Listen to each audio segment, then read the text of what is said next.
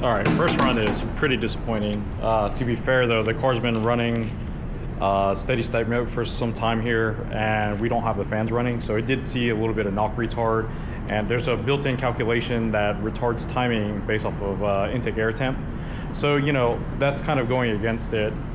We are running 11 pounds of boost, but it's not a good look here. So we're seeing the torque is about right. So with the 2.5 swap, you do see torque relatively early, which is usually about 4,000 RPMs, give or take a little bit. So we saw max torque at 3,600 RPMs, which, like I said, which is about right. But the graph itself just looks really bad. You can see it up here. We did, like, again, we did encounter knock, but I mean, the max horsepower we made was right at 6,000 RPMs, and it's only 183, so it's pretty disappointing.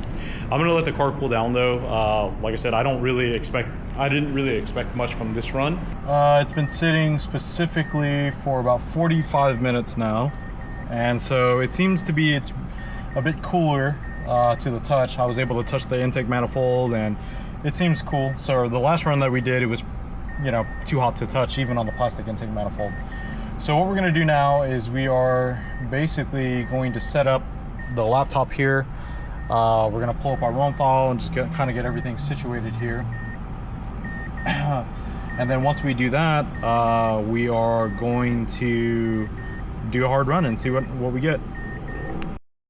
So before we get started though, I do want to put the information out there just for posterity's sake. So our coolant temp was 100 degrees Celsius, so it's pretty damn hot. Our intake air temp is hiding around here, 42.7 degrees Celsius, so it's pretty up there in temperature.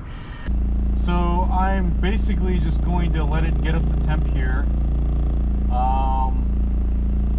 Make sure that the closed loop stuff is actually working, which it looks like it has. So we're gonna go ahead and just do, whoops. So we're just gonna go ahead and do one run here, and we're gonna see how it looks in comparison to the last run, now that we got the temps down.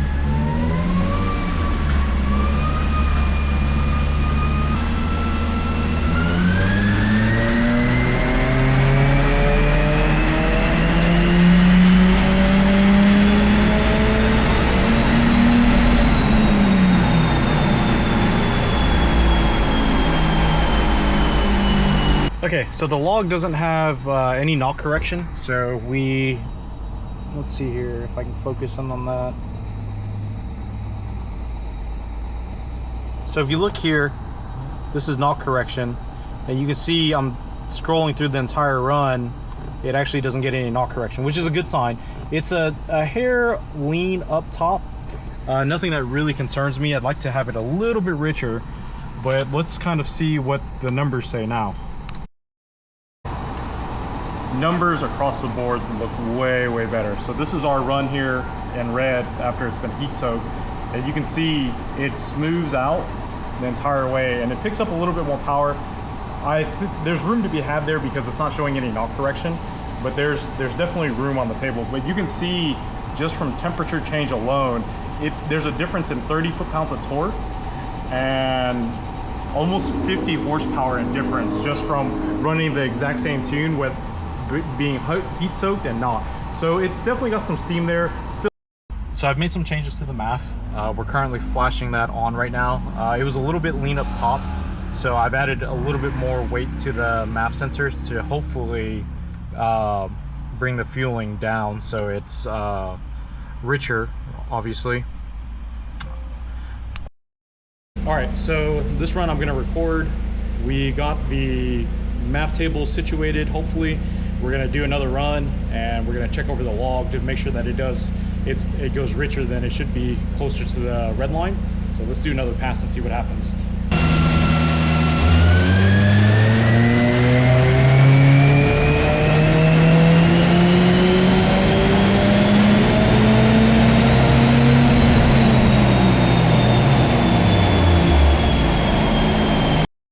Power is damn near identical. A little bit lower in the mid-range, to be expected. Sometimes a little bit richer. Could also be hot because we've done 2 runs back to back. But overall peak numbers are basically about the same. So that's a good sign. Quick look at the laptop shows me that we still don't have knock. So now I'm just gonna sit down and actually review the actual log, and then we'll take a peek at it and see how we're looking now.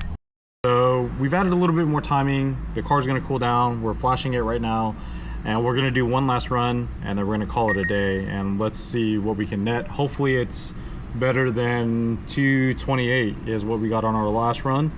And of course, while we're doing that, we're also going to double check our AFRs just to make sure that everything is on point.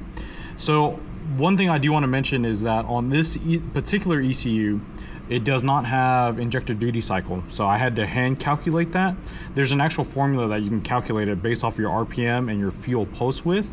And the good news is that we're about 40% duty cycle or so with this car. And so, you know, if we add the 30% for E85, that's going to put us at a overall 70% duty cycle. So that gives us a little bit of headroom.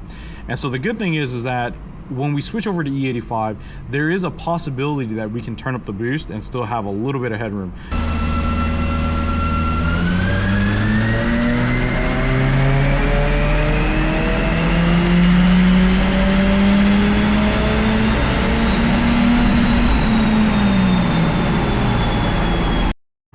Okay, AFRs look on point,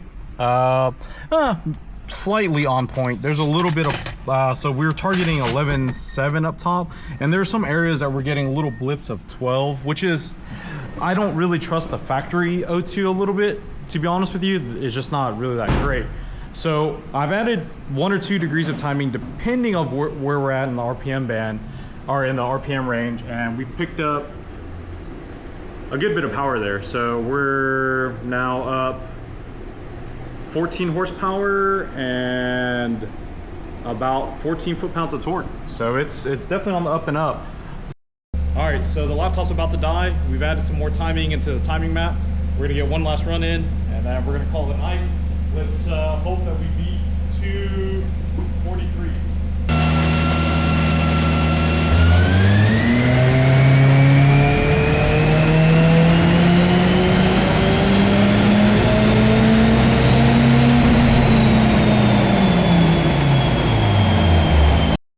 Yeah, that's a little bit disappointing. We made a little bit more power right at redline, but we lost a little bit of torque here. But that could be from being hot, or it could be from seeing a little bit of knock. So knock correction happens at basically 4,000 to 45. So 4,000 to 55 is pretty much where we're starting to see knock. So we're gonna pull a little bit of timing out of that. But the flip side too is that intake air temp went pretty high, 50 degrees Fahrenheit, or 50 degrees Celsius. So that's pretty up there. All right guys, so the temperature that the car was seeing was 122 degrees Fahrenheit. According to the dyno weather station, it is 98 degrees in here. Not like the boy band though, because those guys are actually cool. Temperature sensor is actually built into the MAF. So as you can see, the MAF here is into the charge pipe before the throttle body. So that means that the temperature that it's reading is after the intercooler. So it's already 122 degrees inside this pipe. So I mean, being that the ambient is again about 98 degrees, you know, 25 degrees Fahrenheit is not really uncommon for an intercooler. Could it be a little bit better? Yeah, it sure definitely could be better, but I mean, it's not bad. So we're gonna call it a night because the laptop is dead. It's already yelling at me saying that it wanted to quit. So it's on the charger, and we'll leave the car as is for now, and then we'll come back to it tomorrow.